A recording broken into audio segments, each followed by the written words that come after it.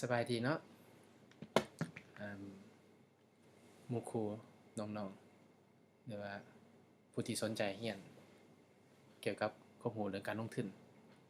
มื้อนี้มีอันนั้นวิธีการคิดรายอัตราส่วนภายหลังที่ออกจำหน่ายหุ้นแล้วมาให้เบิ่งเนาะคอนเซปต์มีอยู่ว่าบริษัทหนึ่งเนาะปัจจุบันนี้เขาเจ้าเป็นเจ้าของ 100% เลยแต่มีหุ้นอยู่ล้าน100ล้านหุ้นนี่แม่นยกตัวอย่างเนาะหมายความว่าก่อนที่จะออกหุ้น IPO แล้วเขาเจ้ามีหุ้นอยู่100%100ล้านแต่เป็นเจ้าของผู้เดียว 100% เลยแต่คำถามคือเขาจะออกจักเปอร์เซ็นต์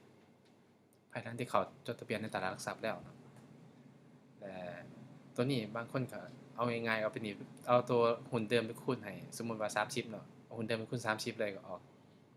70ออก30ล้านออก30ล้านก็เอาไปบวกกันเลยตัวนี้มันเวลาไล่แล้วมันบ่ฮอด 30% เนาะมันมีแต่20ปลายกว่า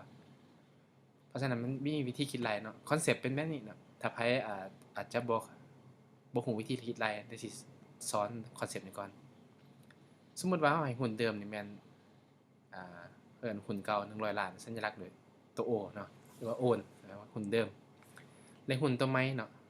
ที่จะเข้านี่แม่นหุ้น IPO เวลาเฮาสิขายหั้นเฮาให้เฮ็ดเป็นตัว N ซะสัญลักษณ์แสดงว่าเวลาหุ้นที่เฮาเข้าไปแล้วเนาะหุ้นเก่าบวกกับหุ้นใหม่มันก็เท่าหุ้นทั้งหมดภายหลังที่ออก IPO เนาะซึ่งว่าตัวนี้จะเท่า 100% ของตัวใหม่ก็คือตัวนี้นี่ตัวของมันตัวนี้อีกอย่างเนาะคันเขาเว้าว่าเปอร์เซ็นต์ภายหลังออกจำหน่ายหุ้นแล้วเท่านั้นเท่านี้เปอร์เซ็นต์ก็ว่ากันไปก็หมายความว่าเอาหุ้นใหม่ที่ออกจำหน่ายคือตัว N นี้คอนเซปต์ที่2เนาะหารให้หุ้นทั้งหมดเนาะรวมทั้งหุ้นเก่าแล้วก็หุ้นใหม่พร้อมจะเท่ากับจักเปอร์เซ็นต์ของการออก IPO ประมาณนั้นสมมุติว่าเฮาว่า20%กับตัวนี้หารตัวนี้แหละเท่า20%คือตัวนี้ตัวอย่างนี่30%ก็สิแม่นหุ้นใหม่หารในหุ้น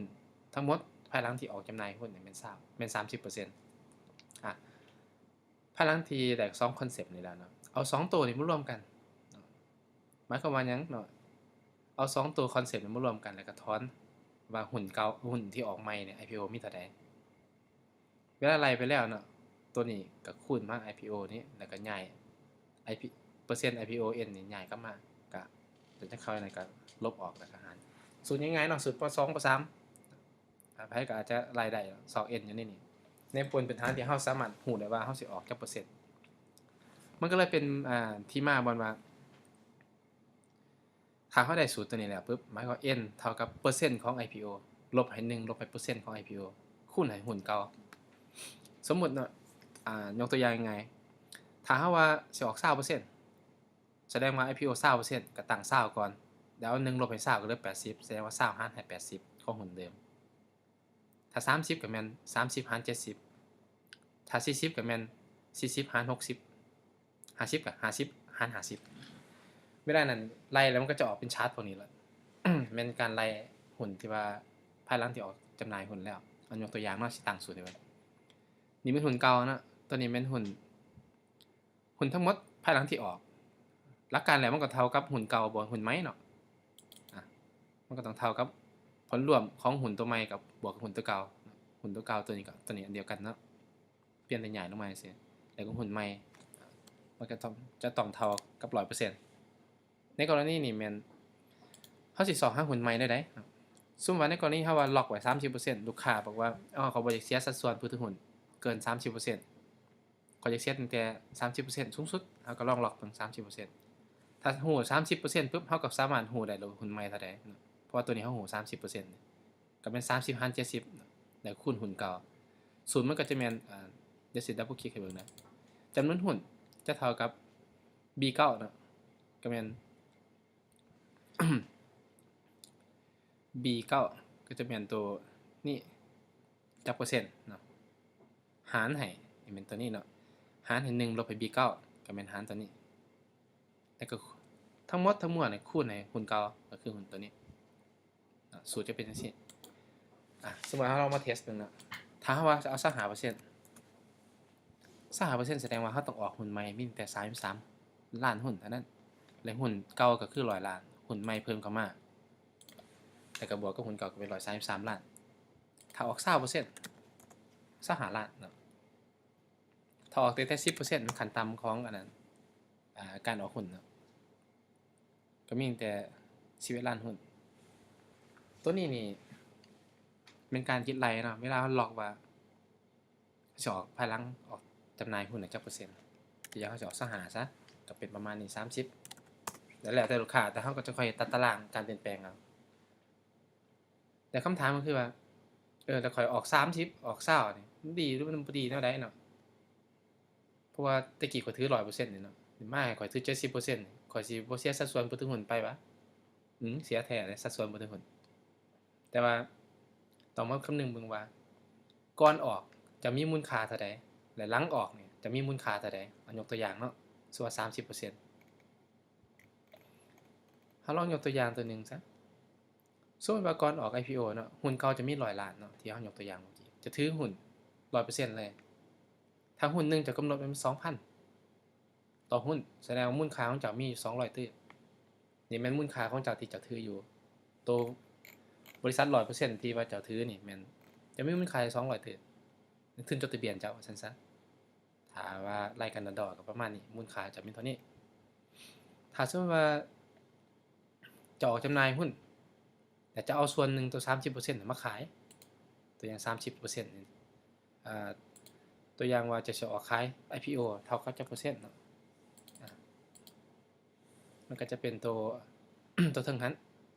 เฮาสิเฮ็ดเท่ากับตัวเทิงเนาะโอเคส่วนจะออก 30% เนาะออกขาย 30% หุ้นที่เขามาซื้อนำเฮาก็42ล้านกว่าหุ้นเห็นบ่ตามนี้อันเดียวกันแล้วบัดนี้เวลาขายนี่บ่มีไผอยากขาย IPO ราคาขายบ่มีไผอยากขายถูกต่ำกว่าราคาผ้าติบ่เนาะราคาผ้ามันค่าต้นทุนเฮานี่เขาก็อยากขายมีพรีเมียมสมมุติว่าเฮาอยากให้พรีเมียมมีอยู่ 10% สมมุติว่าเนาะราคาขายก็อาจจะอยู่ 2,200 และพรีเมียมตัวนี้นี่ 10% ก็แม่นส่วนที่เจ้าได้กำไรจากที่ว่าเจ้าขายหุ้นแล้วมาเบิ่งว่าตอนนี้จะมีอยู่ตอนที่ว่าจะก่อนออกจะมีมูลค่าได้200ตื้อหลังออกจะมี220ตื้อเงิน20ตื้อเป็นเงินที่ว่าเพิ่มขึ้นมาในมื้อหนึ่งมื้อเดียวในมื้อที่ออกข้ามขันก็แค่ช่วงระยะเวลาเจาะๆตัวนี้มันหมายความว่าจั่งใดมันหมายความว่าจากเดิมจะมีได้200ตื้อเจ้าสามารถ